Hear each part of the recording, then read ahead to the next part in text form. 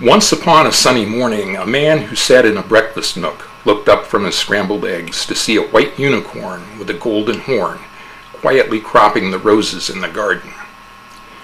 The man went up to the bedroom where his wife was still asleep and woke her. "Hey, psst, there's a unicorn in the garden," he said, "eating roses." She opened one unfriendly eye and looked up at him. "The unicorn is a mythical beast," she said, and turned her back on him. The man walked slowly downstairs and out into the garden. The unicorn was still there. Now he was browsing among the tulips. "Here, unicorn," said the man, and he pulled up a tulip and he gave it to him. The unicorn ate it gravely. With a high heart, because there was a unicorn in his garden, the man ran back upstairs and roused his wife again. "Hey, hey, the unicorn," he said. "It ate a lily." His wife sat up in bed and looked at him coldly. "You are a booby," she said, "and I am going to have you put in the booby hatch." Now, the man who had never liked the words booby and booby hatch, and who liked them even less on a shining morning when there was a unicorn in the garden, thought for a moment. He said, "We'll see about that." He walked over to the door. "Oh yeah, he's got a golden horn in the middle of his forehead," he told her. Then he went back to the garden to watch the unicorn. But the unicorn had gone away. The man sat down among the roses and he went to sleep.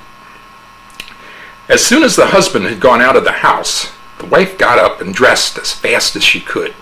She was very excited and there was a gloat in her eye. She telephoned the police and she telephoned the psychiatrist. She told them to hurry up to her house and to be sure to bring a straitjacket. When the police and the psychiatrist arrived, they sat down in chairs and they looked at her with great interest. "My husband," she said, "saw a unicorn this morning." The police looked at the psychiatrist, and the psychiatrist looked at the police.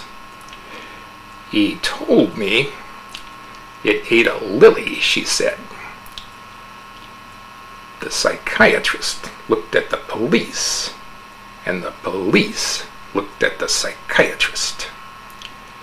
"He told me it had a golden horn in the middle of its forehead," she said.